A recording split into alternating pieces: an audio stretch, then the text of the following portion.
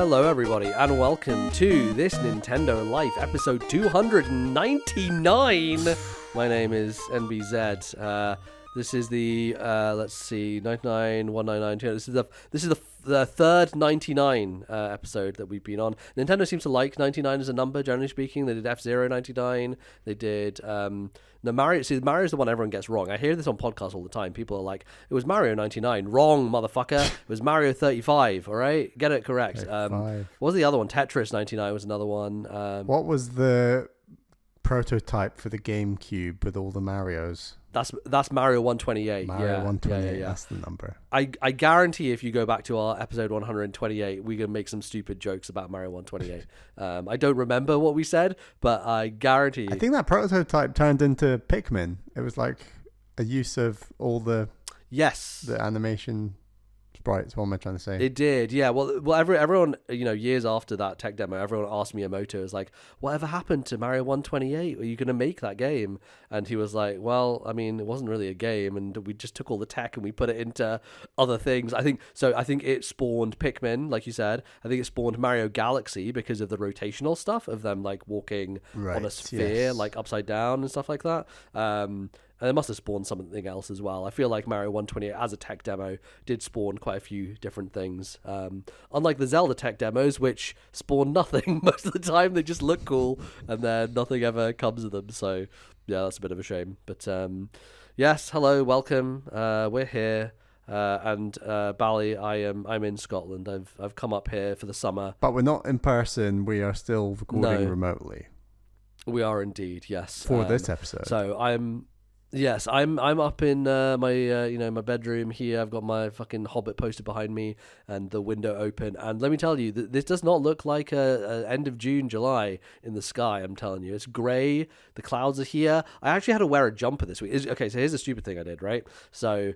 Classic me, many times I do this stuff where I just go outside without preparing, and I'm like, there's a famous picture, if I say famous, is amongst my family, of me on like a February winter's day wearing shorts out in London that my sister took and sent to my mom. I check the weather 4 times a day on my phone, honestly. This baffles me. No, yeah, so I just don't pay attention. Anyway, so I go out in stupid things. I'm like, oh, I should have brought that, but I'm an idiot, so I forgot it.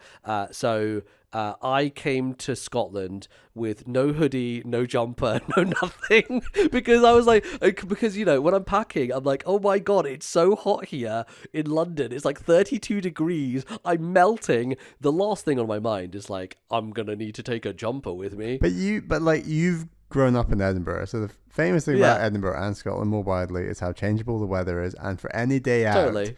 It was drilled into me by my parents, like, you will bring a jumper and you will bring a waterproof. And then the same given day, I will put on every combination of t-shirt, jumper, waterproof, and 1, 2, 3 of the above. And that can change 4 or 5 times throughout the day, because the standard weather genuinely is like blue sky, then there's a cloud, then there's rain, then there's wind, and then the blue sky comes back. And that's like such then there's a hail again. Then there's sometimes. hail, and it just kind of is very changeable. So.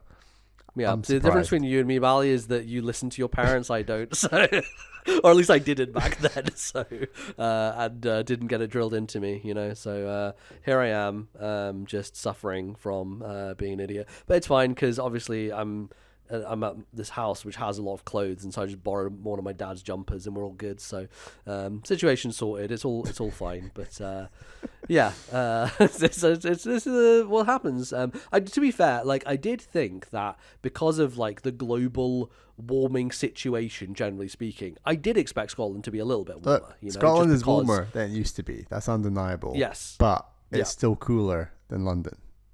Than most places. Exactly. So.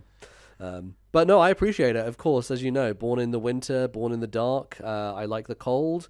I like the wet. So I'm here for it, and I'm very happy to be here instead of having to sit in a very, very hot room podcasting. Because we have episode 300 coming up, and I would not want to be sitting in that fucking room in London podcasting for how many hours we're gonna end up doing. So it'll be much nicer an experience, at least I hope.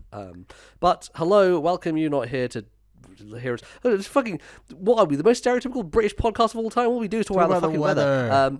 People don't want to hear about the weather. They want to know what's happening for 300. They do.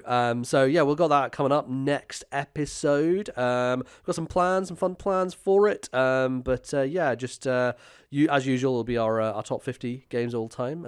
We'll go into specifics on it, but looking forward to recording that and getting that in the can, and that'll be out in a couple of weeks after this. So look forward to it. But because of that, because we are likely going to do quite a big old recording for 300, we thought we'd do a little bit of a calm before the storm here, do a little bit of a shorter episode where we can just have a couple of things to chat about, and then we'll get on out of here and prep you for the behemoth when it comes. So that's the plan. So Bal, you want to tell people what we're going to be talking about today?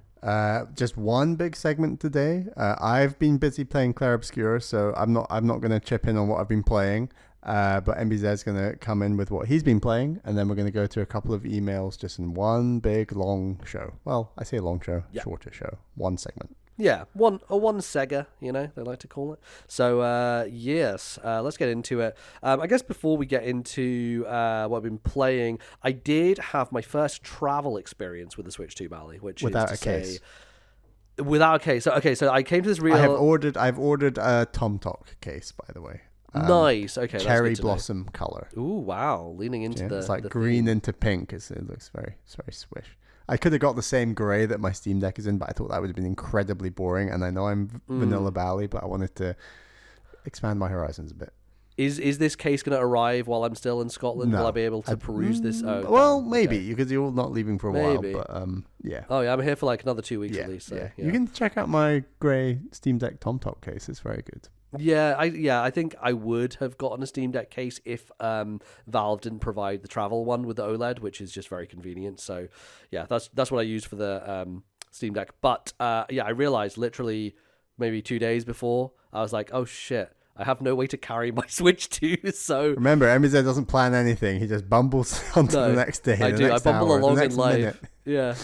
Yeah. I'm wearing shorts and it's cold. What's going on? Yeah. How did that happen? Exactly. Like proof. I'm going to proof Scotland without a jumper. Look at me. Yeah, that's me.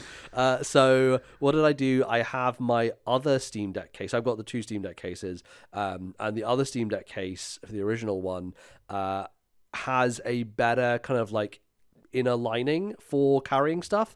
And I did some tests with it, and I was like, okay, here's what I'm going to do. So basically, I detached one of the Joy-Cons and I put it into like the little divot where the side of the Steam Deck would go, where like the kind of the grip of one of the sides would kind of lean into, because the Steam Deck has a little bit of depth to it, right? Like the holding experience of it is a bit more comfortable for a lot of people because of the grip, which I've heard Definitely. A lot of people complain about the Switch 2. See, a lot of people do take my side on this, and I've got to put that out They there. do, yeah. I'm very abnormal with this. Big hand team. Yeah, we love it. We love the Steam Deck.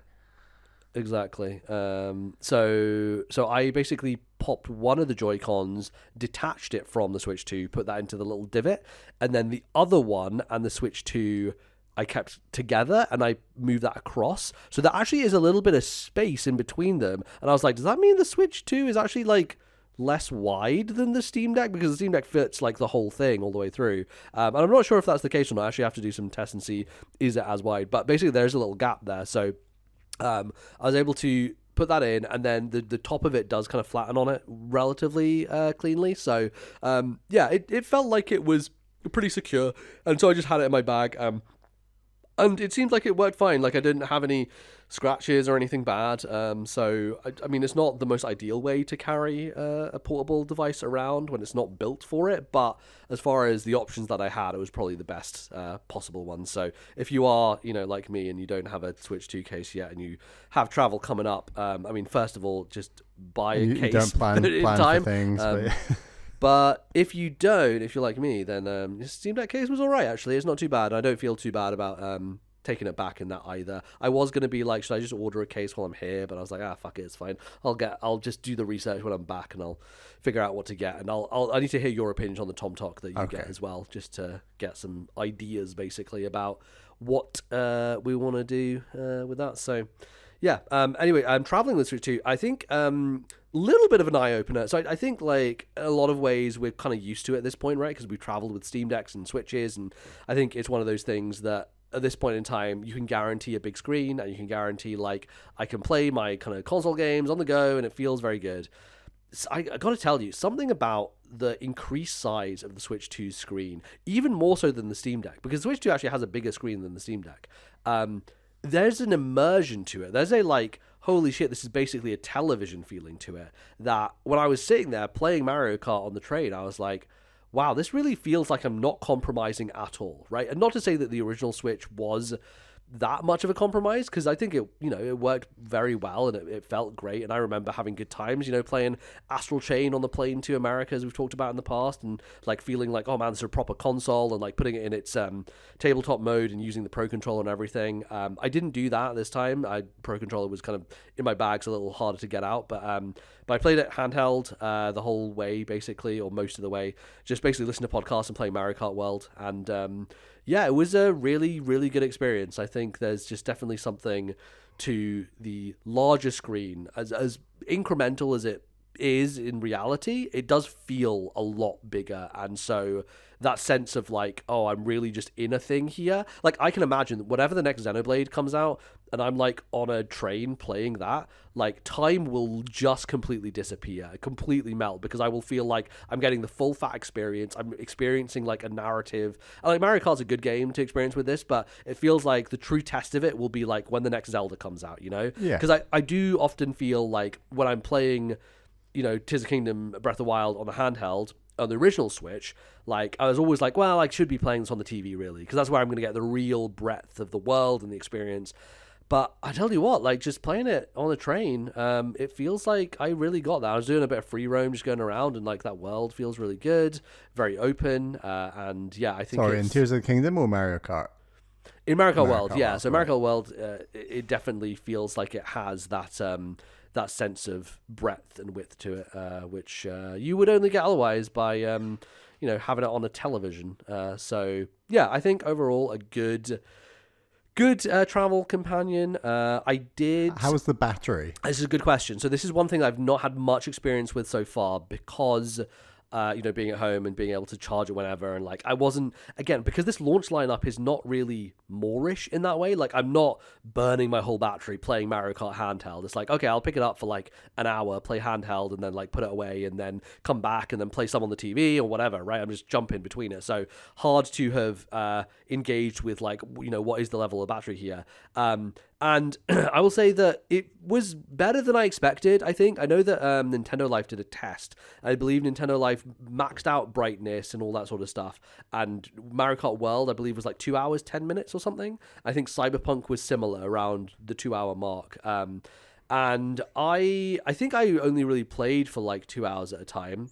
And I was able to, you know, use the benefit here, right, of having the power brick, and I guess the new benefit is like the top USB charger of the Switch 2, is that I played it for like maybe an hour and a half, and I think I was at like 40%. So it feels like, because I wasn't maxing out the battery, and I was at like, you know, this is the other thing you have to realize as well, is when I got my Switch 2, I changed the battery setting to do the 90% charge thing. Yeah, I did. So that when you do it, yeah, exactly. So when you do it, you only get up to a certain amount.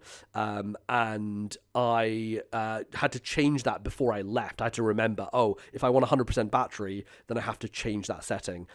So I'm pretty sure I did have 100% battery when I left. But yeah, it took me about 60% down in hour and a half, 40 minutes. And then, yeah, I just plugged it in to the top USB-C, and that's not, you know, game changer necessarily, but it's like, it's much nicer. It's just a lot nicer to be able to charge while playing and not have this stupid wire coming underneath, you know.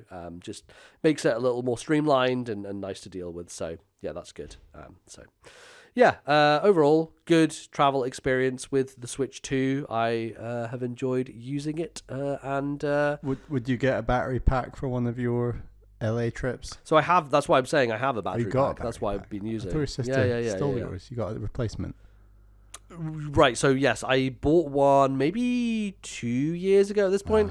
I think when I first went to GDC back in 2023, right. I was like, right, I need I'm going long haul travel, so I need something. And I bought a really powerful one that was like £90 or something. It's quite expensive, but it basically does. it can like fully charge the original Switch like 3 times or something crazy, and also is powerful enough to charge the Steam Deck while playing it, which usually you're not able to do with a lot of battery packs, because the Steam Deck has a huge power output, generally speaking. So yeah, I've not tested that with my battery pack, actually. It worked fine with the old Switch, but I need to test it on both the Steam Deck and Switch 2.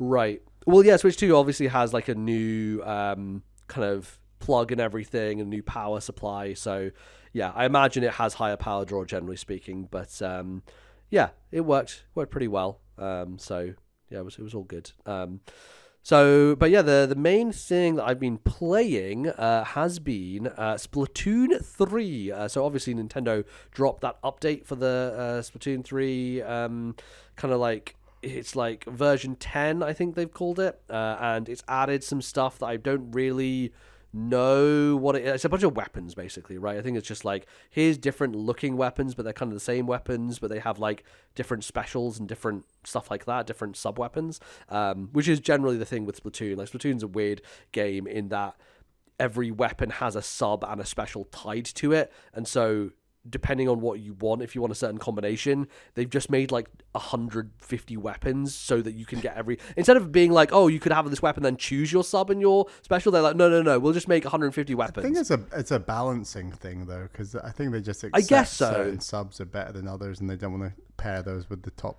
guns. Yeah, see, you could say that, but then like there are so many options for each of these guns that I'm like, well, surely you can get every option that you want. Sometimes you're right. I'm surprised, they paired that with my favorite gun. They paired my favorite sub weapon with my favorite gun. That seems impossible, but it still happens. Exactly. Yeah, totally. So I did play a little bit online. Actually, I played a little bit before the update came out, just to see like how it was. Obviously the main difference is that the plaza now finally runs at 60 frames a second, for God's sake. I think we've been talking about since the Wii U days of like, why does this plaza run at this frame rate and the game is 60? It's very, very strange, but they finally have the power to make the big plaza run at 60 FPS, which, by the way, shout out to the Splatoon art community, because there is so much still to this day. You just have there's a bunch of Deltarune art going around right now. Like, yeah, there's so much happening there, and you just walk around the plaza and you see it. I played a little bit of online, got my teeth kicked in, frankly. Like, it's been a while, and I was like, oh boy, these people have come to play. These are the only people left playing Splatoon are people who are good at Splatoon. So they're nasty. So I didn't do super well on that. But my main impetus for coming back to the game was the DLC side order that came out last year, and a lot of people said some good things about it. And I was kind of curious. Did it, the DLC or just the frame So, rate I mean, thing? the whole game got an update, which means that every single part of it runs at 1080 60 now. 4K 60. In handheld, I imagine, yeah, you're right. It'll be 4K 60 for TV, but 1080 60 for handheld, which is basically the main way I've been playing it, because, I'm home, so it's easier to play when people are watching the TV. It's easier for me to just play handheld. I played through most of it handheld, essentially. But yeah, it looks really good now. It's super smooth, and not that it didn't look good to begin with, but they basically updated the entire game, so every single part of it just runs better, pretty much. So that includes side order, the DLC, and yeah, so this was pitched essentially as like Nintendo's first roguelike, I guess. Like, I can't think of another thing they've done that has lent into a more modern idea of what a roguelike is, right? And I would call this a roguelite as well, specifically because it does have the whole upgrading system.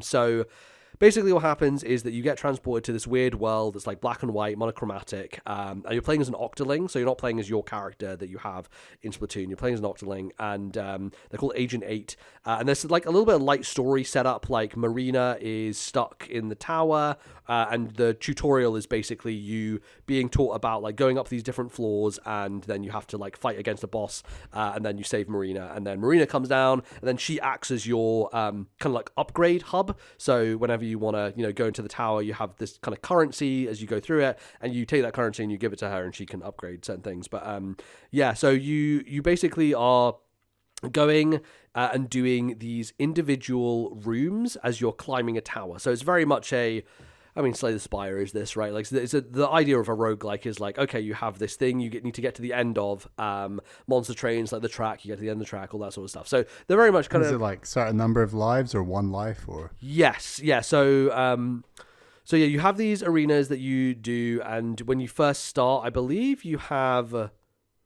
2 lives, maybe 1 life actually to begin with. I can't remember. Maybe 3 is the baseline. I remember I did upgrade that quite early because I was like, I want more lives than this. This is not enough. So maybe it is 1, and then you upgrade to 2, 3. I was on 3 for quite a while, and then like by final run I had 4. But you could keep going with that. Like I think you can get up to like 6 or 7. So the nice thing about it is, in the vein of a roguelite, it does have ways for the game to get easier, which is like damage reduction, or like you do more damage to enemies, and your armor comes back quicker and stuff like that, right? So there's like better cooldowns and better general things just to make your survivability a bit better, basically. But every floor you get to has like a different objective. So one of them could be it's like tower control a little bit, but instead of a tower, you have this like little antenna, and you're just like spinning this windmill, this little fan, and spinning the fan like moves it along a track, right? And so you have to move this thing by shooting it. Meanwhile, you're being attacked by enemies, so you have to like deal with the enemies around you as you're trying to move it and get it through the areas. And it has a similar like checkpoint system to the tower control gameplay style, where you're basically like, okay, we have to wait at this, or it's like a harder section to get through, and then it will move faster through the next one, basically. So yeah, you have maps where you're having to move that. That's so just one type of level. That's one type of level. Then there's ones where there are super fast fish who are like these kind of like piranha-esque in a way, and they just like zip across the map, and so you have to almost splat ink on the ground to like catch them, so they start slowing down, and then you have to defeat every enemy in the level, or you just have to get from A to B. Well, so it depends, right? So the one with the tower control style one, that one is getting to the end. The enemies will endlessly spawn, basically. Right. So enemies won't stop spawning. The one I'm just talking about with the fish is, as soon as you kill those 2 or 3 fish, that's the level over. But regular enemies will keep spawning. And then you have one which is like portals, basically. So they're these like orbs, these like black orbs. There's like three orbs usually to begin with, and you have to just keep splatting the orb until it explodes and then causes all the paint to go everywhere. And so in that case, you have 3 different ones that you are doing, and those will end up once you clear all of those, that will be the end of that. You then have it's just taking a lot from just the multiplayer modes of these games, generally speaking, which is to say that the what's the one on the ground where you just keep the area? It's like area control, essentially. Turf Wars. Splat zones. That's the one where you have like a square that it's needs like a specific area. Yeah, exactly. I love that mode. Yeah, it's a good mode. And so that one is a timed one, basically. So whenever you get that, it's like, okay, can I hold this point for a certain amount of time? There are definitely ones that I think are much harder than others. I generally found that the portal one is relatively doable, relatively manageable. Yes, there's lots of spawning enemies, but it feels like it's a bit more manageable because your main focus is killing the enemies and then destroying the portal, versus when you're dealing with like splat zones, or you're dealing with the tower control stuff, there's a secondary objective and you're being attacked by the enemy. So like, because you're distracted in that way, I found those a bit more challenging in order to kind of get to the end of them. But there are some like late game ones which are like, okay, you have to do 2 splat zones at the same time, and so they're 2 separate areas that you have to have control over both at the same time, and enemies are coming from fucking everywhere. And my least favorite enemy in this mode is they're these little kind of helicopter guys, and they just basically like flop along in the sky. They're flying, right?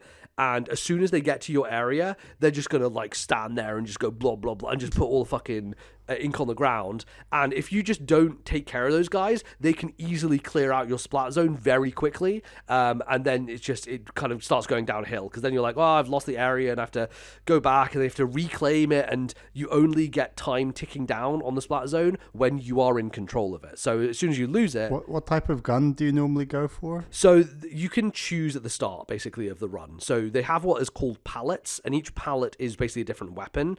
And the progression system is quite interesting because so the entire run is 30 floors, right? And every 10 floors you'll fight a boss. So basically, it's kind of similar to Hades in a way of like, when you do the post game of Hades, every time you beat one of the bosses on a higher heat level, you get a item that you can then use to, advance relationships and stuff like that.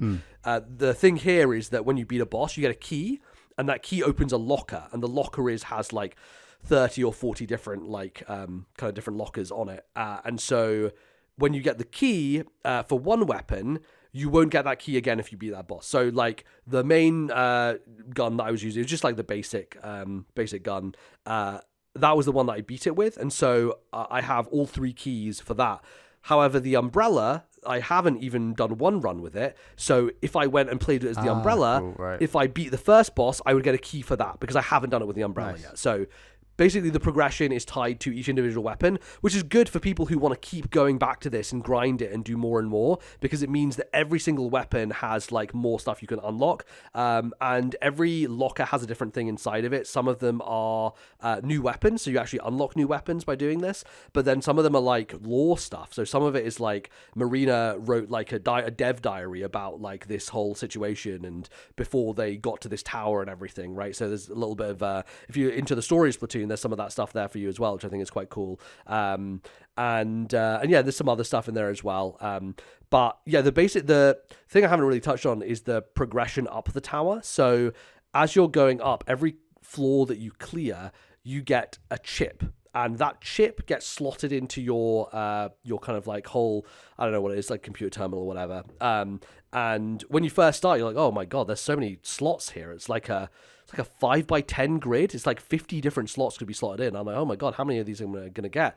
And those basically dictate different kind of modifiers. So one of them could be like, okay, increase your homing of your shots. So every time you shoot, there's a little bit of like a homing missile factor to them, so they'll home in on enemies instead of like you having to aim properly. The stuff you wouldn't get in the multiplayer, like there's no homing in yeah, totally. Yeah. Like modifications, like some of them are more basic of like, okay, reduce the amount of time it takes to charge your special, which can be super helpful because like, you want to be getting your special quite frequently because there's so many enemies, the hordes are overwhelming, that getting a special multiple times in a row is going to be super beneficial. So like one of them is like move faster in ink. One of them is, be able to take more hits and stuff like that. So as you're stacking these chips, every single chip just adds to your progress. So there's not really much. I guess the decision making is in what floor you choose.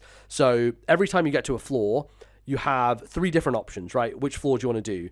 And each floor has a different chip associated with it. So if you do want to build in a certain direction, so for example, one of my runs, it was, okay, I'm leaning into poison ink, which means that whenever enemies go on my ink, they start taking chip poison damage, basically. So it's like toxic, essentially.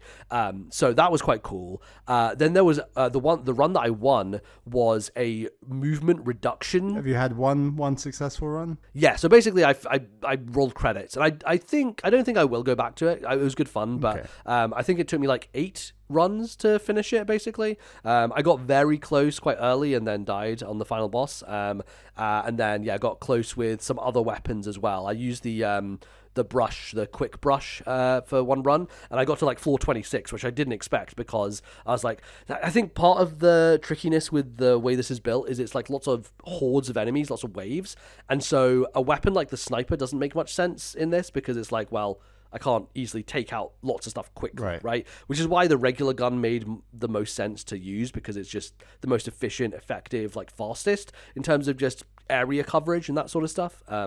So yeah, it took me about 8 runs to do it. But what was I saying? I was talking about the chips, right? The floors. So every time that you get to a floor, you get to choose, okay, what chip do I want? My last run, I had a chip, and you can stack these basically. So if you get the same chip, you have like 5 notches on it, and so it can maximize essentially. So you can get like a level 5 version of this chip by having more of it.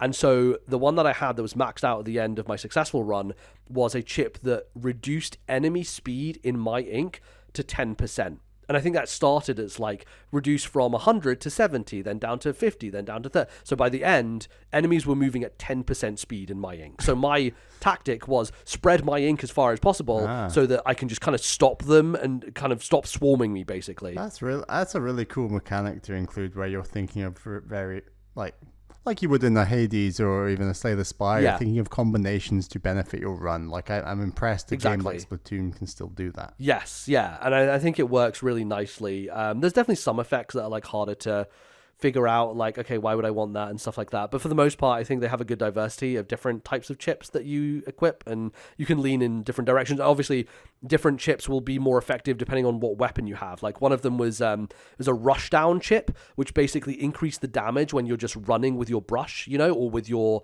roller. So if you're using a roller or a brush, and they're the smaller enemies, there was one point where I had a rushdown chip, and so when I ran through the smaller enemies, they would die immediately. So I just like burst them as I just ran through them. So stuff like that I thought was quite cool. But there is, I think the nice thing about it is there is a little bit of a make your own difficulty. So there's a risk reward where, alongside choosing a chip on every floor of like which chip do you want, every floor has a difficulty. So it could be that the chip you want is a hard difficulty floor, but if you want to get that chip, you have to do the hard difficulty, right? So it's that balance of like, okay, I could take the easy floor, but doing the easy floor, I get less money, and you get like a meta currency of like as you progress, but you also have an in-run currency, and so every time you choose a floor, it tells you how much in-run currency you'll get, and you can spend that on a vending machine to like get more chips or change out your special or change out your weapon and stuff like that. But it's a question of like, okay, I have easy, I have normal, I have hard. The easy one I can get through and guarantee it because it's easy, but the chip I want is on hard, so I should probably do that. And they do a really nice thing to encourage you to do harder levels, which is at some stage later in the run, a little thing starts to pop up that says danger, right? And if a floor has danger on it, if you don't address that quickly, danger will spread to every single option you have, and you'll have no choice but to take danger. And so danger basically adds a difficulty modifier to the floor. So one of the ones I got was it's completely dark. You can't see anything, basically. Like they completely turn the lights out. So it's like a slight twist on the difficulty to add on top of whatever difficulty you've already chosen, which I thought was quite cool. Like completely dark. You're like not meant to beat the level because you've messed up and No. Like you can see, but like you really just have to like use your senses and be paying a lot of attention to like the close area to you, and like you won't be able to see where the swarms are coming from, so you have to like deal with your surrounding areas. So it was still very beatable, but it just added an extra layer of difficulty on top of it. But as soon as you clear a floor that said danger, it will disappear, and so you won't have to worry about it. So like there are, I think, 4 different difficulties. There's easy, normal, hard, and rigorous. And rigorous is like, oh shit, I don't want to do that, right? It's really difficult. So if you got to a situation where you just kept choosing easy the whole time, by the end of the game, you're going to have 3 floors that are all rigorous, all danger. And you're like, well, that's going to fuck me, right? Because if I do the hardest difficulty with danger, I'm just screwed. So I think that sounds like overall it wasn't too difficult if you beat the whole thing in 8 runs. No, right? It's not too bad. It is really challenging though, and I do think that like even at the end there, I was like really on my last tether. Like I did get an upgrade from Marina, which was a continue one, which is basically you can spend 3,000 of the in-run currency to have a retry, basically. It's like a revive, essentially. So you get all your lives back and you can go again. And on my final run, I died on a floor that wasn't the final boss before the final boss, just because it was a really fucking hard floor. And so I went into the final boss being like, shit, I don't have my revive anymore. I don't have enough money for my revive. So it was very tense doing that final boss because it was my second try at the final boss. And it's quite difficult. And I think they pitch the difficulty really well. And they really make you be patient also. Like if you try and shortcut it and be like, oh yeah, I'm just gonna spam this thing, I'm gonna get there, you're gonna get overwhelmed. Enemies are going to crush onto you. You're going to have no means of escape, and you're going to just lose a life instantly. So you need to be quite tactical about it. You need to be smart about being like, okay, I got it to this much damage. I'm going to back away now, and then I'm going to go back in and try more. Like it encourages patience, which I think is quite good. And yeah, I think there's a lot of challenge in there for people who want it. Like, if you want to do every floor rigorous, you can do that. You can just go for the hardest challenge the whole time and try it with, like, the weapons that are more difficult to do well. Like, one of the weapons that I don't love in the main game either is the machine gun, where you charge it and then it's like, like it goes crazy. The Gatling gun. It's like Splatling gun. That's it. Yeah.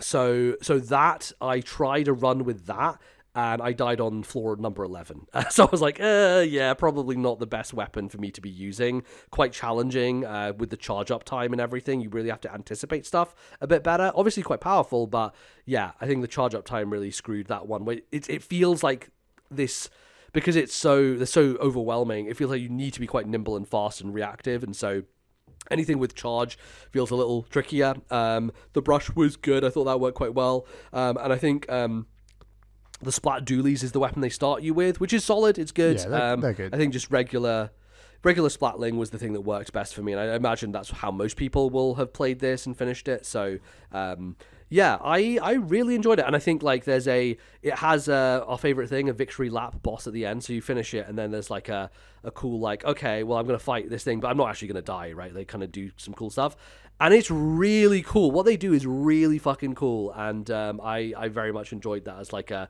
grand finale to it.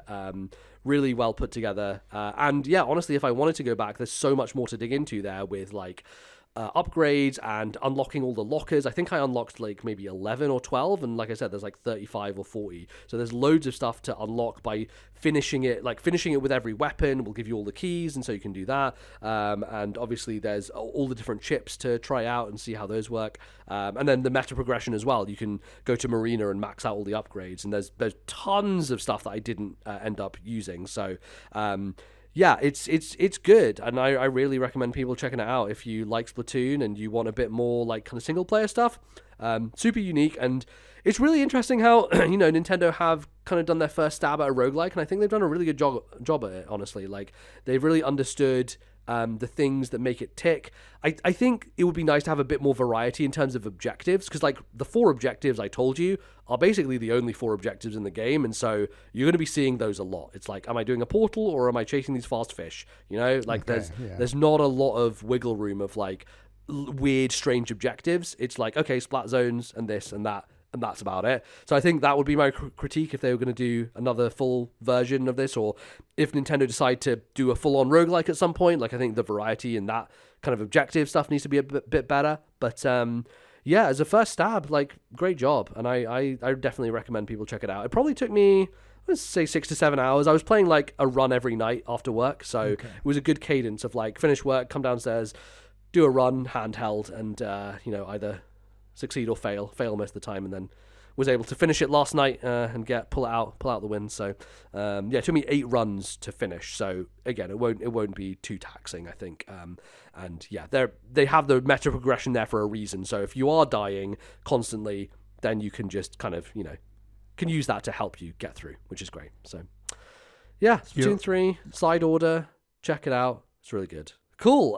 So yeah, that's going to do us for what we have been playing. We are going to now segue swiftly into a couple of emails that we've got here. So Ballard, you want to kick us off? Before you do, how can people send those emails to us? Please send your emails to ThisNintendoLife@gmail.com. That is ThisNintendoLife@gmail.com. We always need some more emails, but here's a couple. Some of these are a little bit on the older side, but I think they're some good ones, so we're going to cover them. Our first email is from Matt Lorrigan, friend of the show, says, so, surprising no one, Split Fiction came out and was brilliant.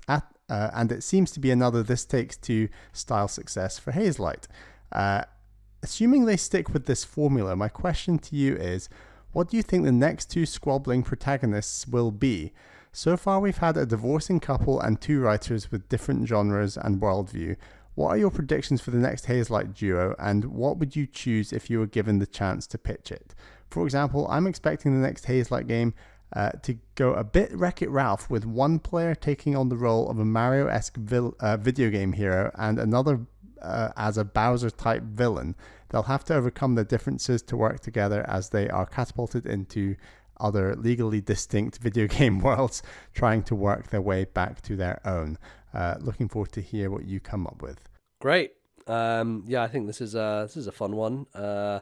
Okay, so first question. Yes. Do you think Hazelight's next game is another co-op thing, or do you think they try something a bit different? Or they go back to like the brothers idea of like a single player co-op thing? I think they do one more bite at the 2-player thing. They finish out the trilogy, as it were. But Actually, well, to be fair, they would have already done a trilogy because we always A Way Out came before It Takes Two. Yeah. But I feel like It Takes Two and Split Fiction have a lot more in common than A Way Out does with those games, just generally speaking. I think A Way Out has a far stronger story than those other two, and I'd like them to go back to something that is a bit more plot driven. Now, the problem is, in our view, A Way Out is more plot driven than the other two, but in Joseph Fares's view, the other two are in line or a bit superior to A Way Out when it comes to plot, right? So it's just that kind of like, he already thinks that these games are incredibly deep from a plot perspective. Also, like, doesn't he have like a movie deal for like It Takes Two and Split Fiction at this point? I think that was a thing that was going around. Yes. Yeah. No, good point. Yeah. Oh God. Yeah. So we've got all that to think about. Not looking forward to those, but yeah. And like he says, he's always mechanics first, but I think no matter what duo you pick and what role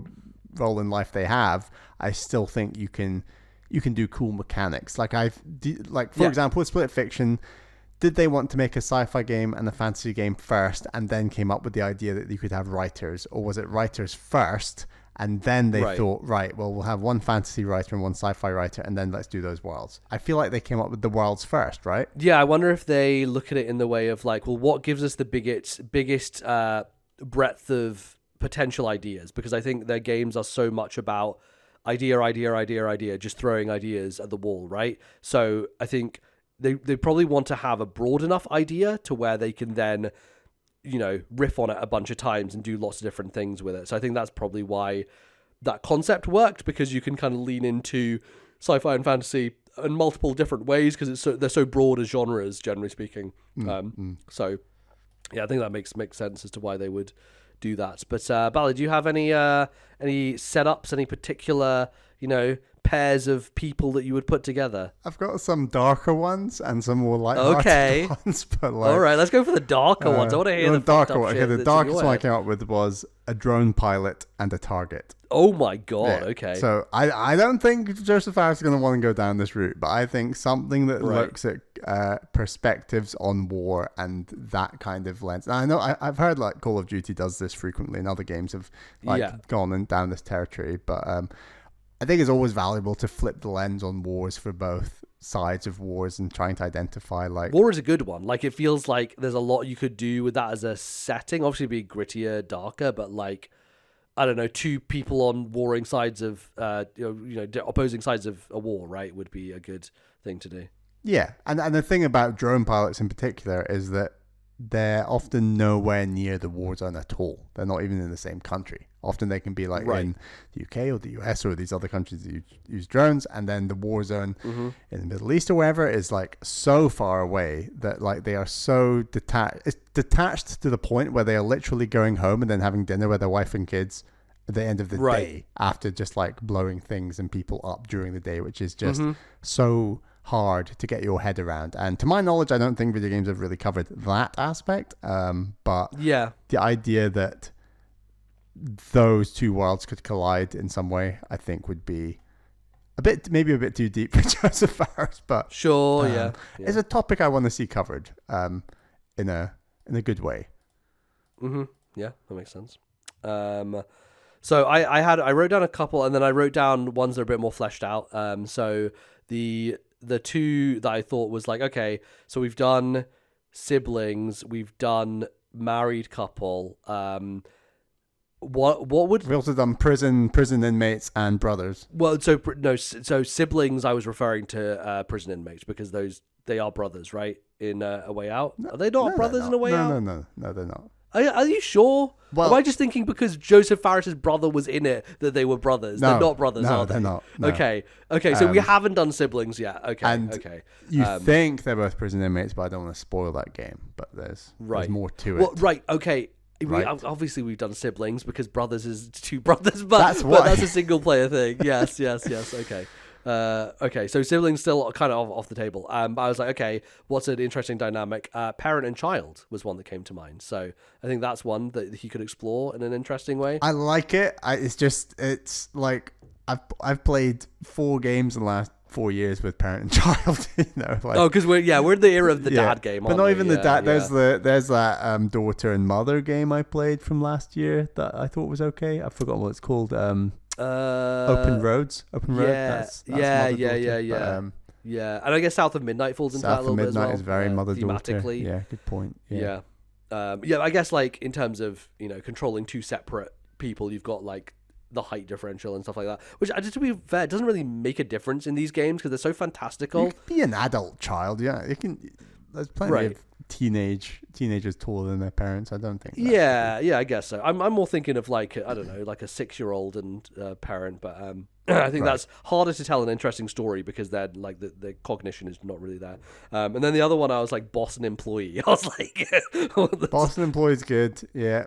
That'd be a bit comical. Well. But yeah, those were just like surface level ones. The ones, okay, here's my.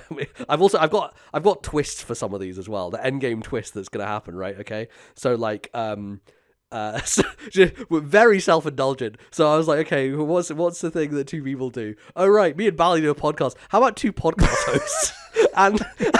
and then at the end of the game, the twist is that like the voice chat is like affecting the world. Like it's like when you're on voice chat with that person through the game, that has an effect on what happens at the end. Cool. Like there's a voice chat component because you're podcasters. Yeah, no, that is really good.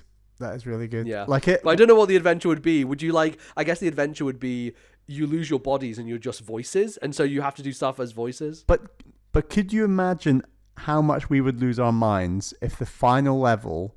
So like the back chat that we do while we're playing It Takes Two and Split Fiction, and we're like talking about things. Let's say we talked about, I don't know, a theme park at some point. Like, oh, this level reminds me of when I went to Disney or something. And then in the final level, you see like actual theme park rides and things appear. That just... Okay. So I thought you were going to say something else, which actually has given me an idea. But what if the game the whole time is recording you without you knowing, and at the end it plays back certain sequences of when you were playing the game together? Yes. That would be really sick. Yes. That would be great. Yes. I think we've created a great game here, honestly. I think this should happen. I can link that gameplay mechanic into some more of my suggestions that would be amazing. Okay. Yeah. So anyway, that was one of my ones that was a bit more not fleshed out, but I thought of it and I was like, oh, how can you get it to work with like a Joseph Fares style twist? And I was like, right, yes, use voice chat to like have some impact on it somehow. So yeah, again, I don't know. I think the thing is like it's quite narrow in terms of like what would you do? Would you have to have worlds that are based around sound the whole time? Because if you're like disembodied voices, do you have to always have it around that theme and have that be the thing? I think that's the thing about the games that he's done so far is like... No, it's fine. Because you've got a divorcing couple and it's all based on... You start with like a toy room and then it's like the tree and then there's a music-based level and then there's like an ice level that doesn't really link to anything because it's linked to the snow globe that's in the room, right? You can throw worlds to different places quite tangentially, I reckon. Yeah, I guess so. I guess like the idea would be like, okay, maybe you're inside a microphone and you're going through the different like parts of it or stuff like that, and you could theme that in a way that still has variety. Right. But yeah. Anyway, Bally, what have you got? I've got like dentist and patient. Ooh, do they then go into the mouth? Is that the idea that they get shrunk? I think a stronger one, and you can already write. I can already see Joseph Fares writing the plot for this one. Would be a therapist and their patient. And of course, and the plot would ultimately be that it's actually the therapist that needs the therapy, and the patient gives the therapy to the therapist, and that's they end up talking about their life. That's what we learn at the end of the day. Yeah, and a lot of that kind of happened with Split Fiction, a bit arguably. A little. And then I think it'd be I had like a real estate agent and a person buying a house or something. Okay. I don't know. You can get like all economics focus with that one, and I don't know. And then I thought you could have a Republican and a Democrat. Oh yeah, there we go. Yeah, let's get political with it. There you go. But I think your idea of like playing parts of the game back and doing something trippy with a therapist and their patient would be absolutely wild. That would be crazy. Where Yeah. you can use, with the power of AI, you can like tracking voice chat and what people are talking about and linking those to narrative beats and then playing back gameplay footage with us, people talking over the top, would be an amazing like final level jaw-dropping moment, in the same way that I think the final level of Split Fiction is like highlight of the year, arguably. Like, it's really impressive. Oh, it's fucking crazy. Like, I think Faris will want to surpass that moment, because I think A Way Out has a moment like that. I think Brothers has a moment like that. I don't think It Takes Two ever has a moment like that where it's the one that doesn't have a moment. Right. So he needs a game with a moment. And I'd like that moment to be both narrative and mechanic linked in the same way I think the Brothers one was, and I think the Way Out one was. Whereas I think the Split Fiction one was just video game mechanics, but they were very impressive still. Yeah, absolutely. I think that stuff. So the problem with the voice chat stuff is that you can't have full control over it, in the sense that most people who play this game play it on PC, and most people who play on PC are using Discord to talk with people as opposed to whatever the game provides. If you're on console, then you obviously have to do it through the console, and that's an easier way to do it because you can kind of guarantee it a bit more. He needs to trick people into using voice chat through the game for some other reason. Yeah. And like you almost have to set it as like a proximity voice chat thing when you're playing, so that you have the ability to make, because I think proximity voice chat has obviously become very popular in recent years with a lot of different games. I feel like he would be someone who would want to utilize that, because in world it's like, oh, it's quite kind of cool if like you're over here and I'm over there, we have to shout across the room to hear each other, right? Or you just have like one tiny puzzle per level that is voice controlled. Like, you need to say, move here, and then all of a sudden everyone's already hooked up through the game, and it can do all that. I think that's the thing, is the game has to forefront the idea of voice control as part of it, as part of like the main thing, which forces people to play with it on, which guarantees that when people finish it, they will have that moment of, oh shit, it recorded my stuff the whole time and played it back. Again, the whole thing with recording you is maybe a little fucking EULA breaking or whatever. Like, you could probably get in some legal shit if your thing is recording you. If we can think of like some other way to turn expectations on their head, because that's what Brothers in A Way Out do so successfully. Like, you're playing the game one way, and then you're forced to play the game a different way. Right. Something like that. Yeah, I think so. So I've got two others. One of them was an artist and their creation. So like, you make something and it comes to life. I think you can do some fun stuff with that. Some kind of like asymmetrical things of like the artist in the real world in like the house, and then the creation. It's almost like, the person who's the creation is playing the plucky squire, and then the artist is playing Edith Finch, like it's like two separate things in a way, that could be quite good. And then my last one, again leaning into the modern internet culture of it all, a streamer and their chat. So one person is the streamer, and one person is the chat. Okay, and here's the twist for this one, okay? So it's like, there are two separate endings to the game, and actual streamers, get a different ending to people who aren't streamers. So if you're a real streamer, then they have to have some kind of chat integration with actual YouTube or Twitch chat or whatever that gives you a different ending than someone playing the game who doesn't have that. Right. So that would be my idea there, is to integrate it. So he's only done like alternate endings once, and that was A Way Out. Yes, that was A Way Out. Yeah, exactly. And that was dependent on which person did a thing. So, I think that was a cool thing. But I think there's another opportunity there that you could use that utilizes that technology in a fun way. And I don't know, it feels like there is a Nintendo-like kind of like bent to Faris's ideas and a lot of his kind of inspiration, clearly. So, it feels like the reason the voice chat thing came up, because I was thinking, what the fuck would Nintendo do if they were doing this? And I was like, okay, they would do something stupid like using the voice chat because they want you to use it. And so, I think that would be a good one. But we'll have to wait and see. I mean, he's already hyping it up. He's already being like, oh, it's going to be crazier than anything you've ever seen. So, as is his want to do. I do also think Brothers and A Way Out are far darker games than the later two. And I'd love him to go back to a slightly darker theme. I think it gives him a lot more scope to play with something a bit more, dystopian and play with expectations better. Yeah, maybe just like stop writing dialogue.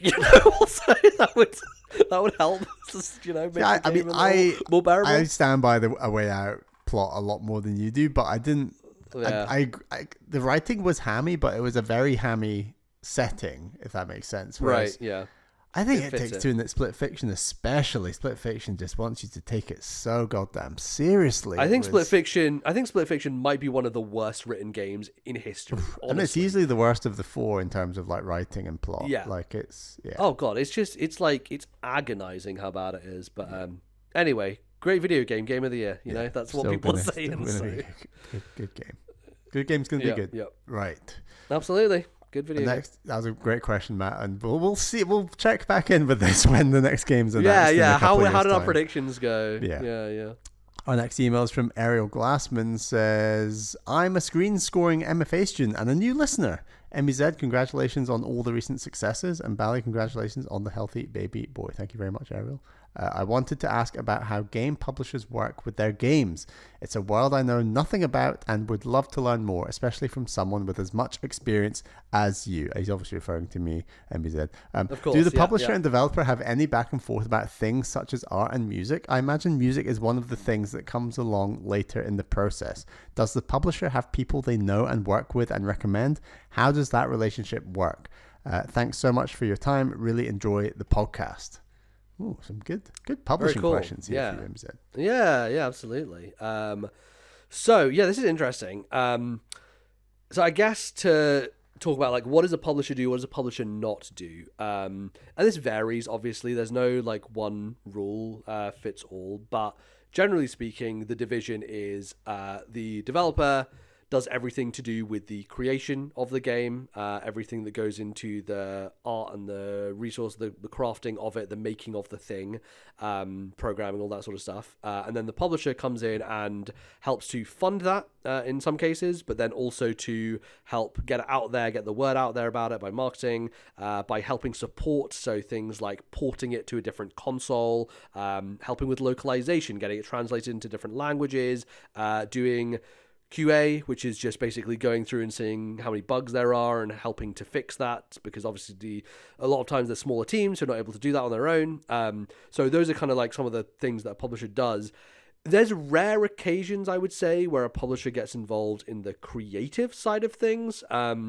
It doesn't tend to happen that often because I think, for the most part, developers are the ones who know what they're doing. I would say creative publishers getting involved is probably more in the AAA space, where they are like, okay, the risk is so high here, we have to make sure that you're making the thing that we want you to make, and therefore we're gonna make some decisions about this, right? And that definitely does happen, I think, in bigger games. In smaller games, it's far less frequent, especially on the indie level, where it's far more, okay, well, we're wanting to publish the thing you're making because we believe in the vision you have for it, right? And so stuff like sound and art, there's definitely a degree to which a publisher can help get involved to source those types of things. Because they're a very different skill often when you think about like yes, programming and creation. And you can imagine a small team of, let's say, 4 or 5 people developing a game, and they've got enough art skills, they've got enough ability to build models to create a game, and it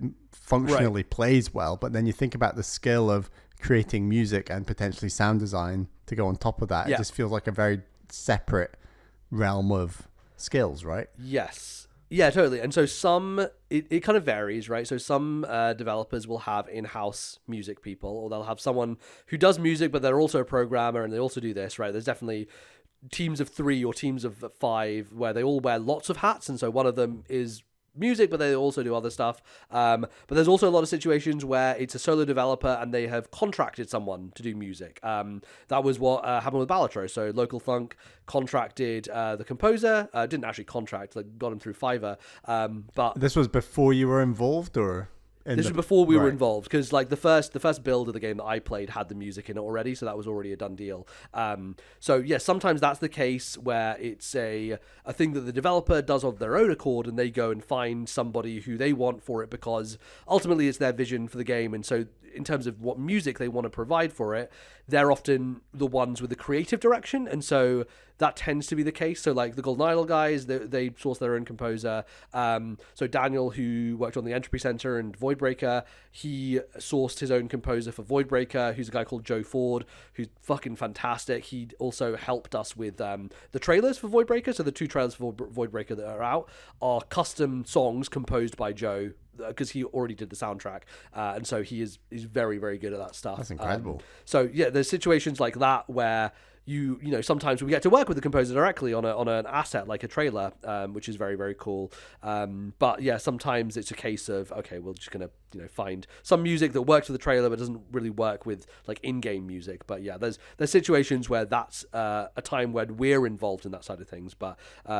yeah, more often it is the developer themselves who knows what they want in terms of the sound, in terms of the music, and they usually go out and try and find somebody. Now, sometimes we can help sourcing that talent. Like, it's like, okay, if somebody doesn't know where to look or what to do, then a publisher can go and start searching and use some of our contacts to try and find people who would make sense. I mean, we certainly do that for localization, for porting, and for all those elements, because we try and find the best people to work on it so that we can have a smooth experience. But yeah, when it comes to art and music, it generally falls into the realm, and at least in my experience, of the developer. So if Ariel, you are looking to become a composer for video game soundtracks, and doing all that sort of stuff, my first port of call would definitely be to talk to developers more so than publishers, because developers are the ones who are needing that creative work more so than publishers are. Sometimes publishers can help you hook up with developers, but that's, yeah,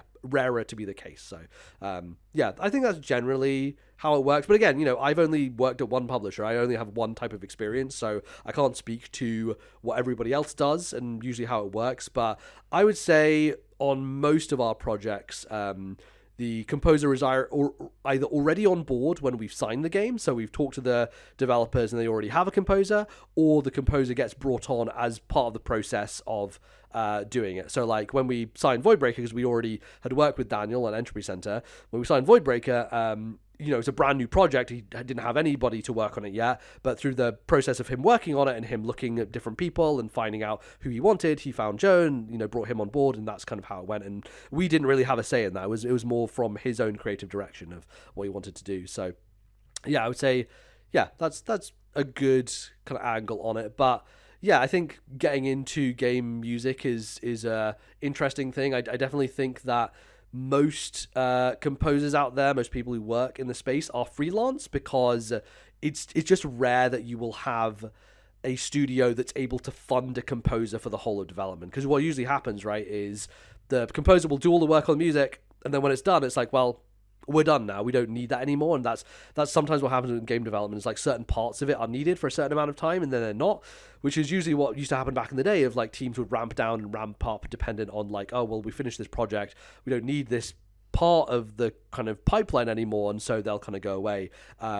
But obviously there are teams where that's an exception. So I would say Supergiant is a great exception, where Darren Korb is their in-house sound guy, right? And so he does all the music, but also he's the voice, like he was the voice of Zagreus in Hades and Skelly and all that sort of stuff. So he does a lot of work, and also because in recent times anyway, early access has been a thing that they've been doing. There's constantly new stuff for him to do, new songs to compose. Like most recently, the new Hades update that just came out, there's a bunch of new music, and there's one song in particular I'm like very excited about that they've added, and so that is a continuous thing that he's continuing to work on, being part of Supergiant, being their kind of their in-house person for it. So yeah, he always has stuff to do, he always has work to do, but that's not going to be the case in every team with every developer. And you know, sometimes it's a case of, yeah, they'll come on board for a bit and then they'll leave.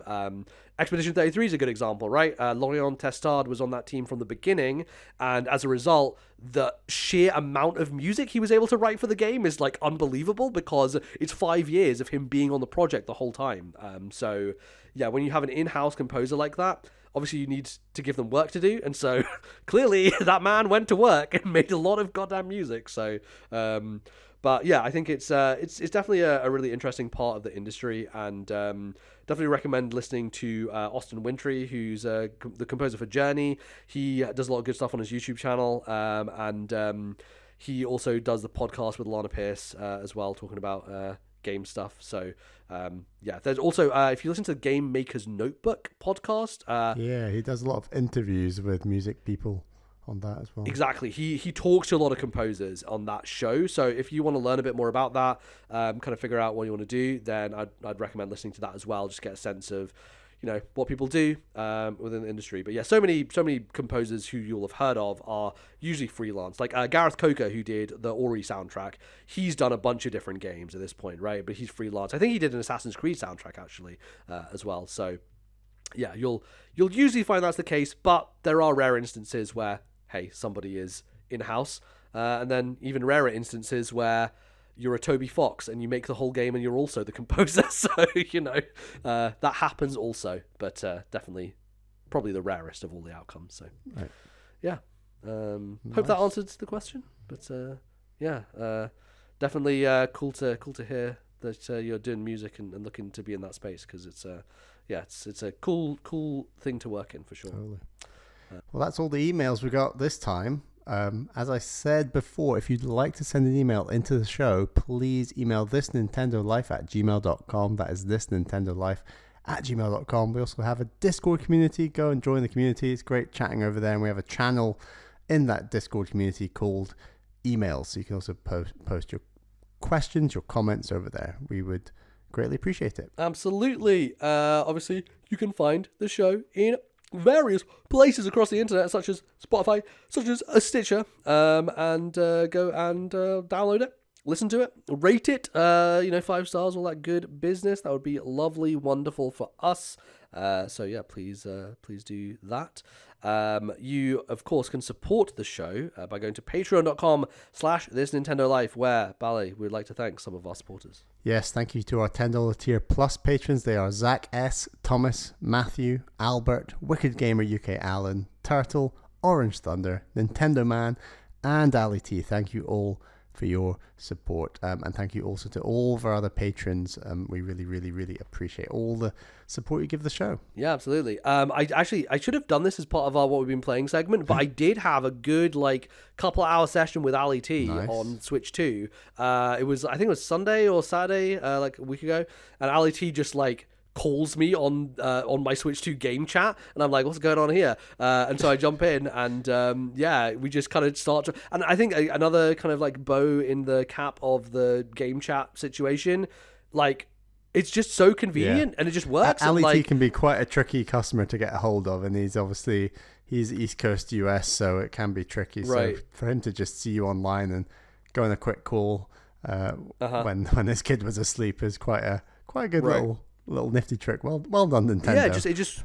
It worked great, and I was in handheld mode, and it was very easy to just be like, oh, okay, what should we do? Let's play Soul Calibur. So we played some Soul Calibur and did that where you could actually swap off between players, so you can switch using control. And so we did a bit of Weapon Master mode, and then we did a bit of Pokemon Stadium, trying to go through the Gym Leader challenge. So rather than fight each other, you would just, yeah. I did some co-op stuff. So that was good fun, and I think just really proves the game chat is a great thing that I would like to use more, because it's actually, it's just there and it works and it does the thing you want it to. And this is when I first picked up, I was playing Blasphemous and he was playing Zelda, and so we just chatting a little bit before we're like, oh, what do you want to do? And I could just see him running around in Breath of the Wild, because he started a new save file on that and everything. Nice. So it was a very cool thing to just work in the wild and see it happen there. So yeah, good stuff. Shout out to Game Chat.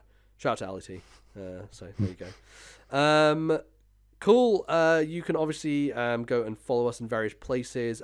We are on Blue Sky. I'm at I'm at NBZ on Blue Sky. Bally, who are you? Where can we find you? At Ballyman91. That's BALLYMAN91. And of course, we've got the podcast Blue Sky at TNL Podcast. Go and check us out over there. For sure, yeah. You get some updates there as well. You can obviously find our Discord in the show notes as well. Join there and start chatting with people. And then also we have the YouTube channel where you can listen to it there if you so desire. So I think that is going to do us handily. We'll be back in a couple of weeks' time with episode 300. So yeah, a lot of stuff happening with that. That'll be exciting, good times, and we'll. And then DK is just around the corner. DK is just around the corner, so yeah, we'll have a lot of good podcasting juice. And I'm manically trying to beat Claire Obscure before it comes out. Yeah. I think I kind of knocked Bally off course because he was like, I think you've suggested I've got about 10 hours more than I thought I had. So yeah, I think I need to get to that. Yeah. But yeah, that will be great. So look forward to that in a couple of weeks' time. But until then, thanks everybody so much for listening. We'll be back at you very soon. Bye-bye.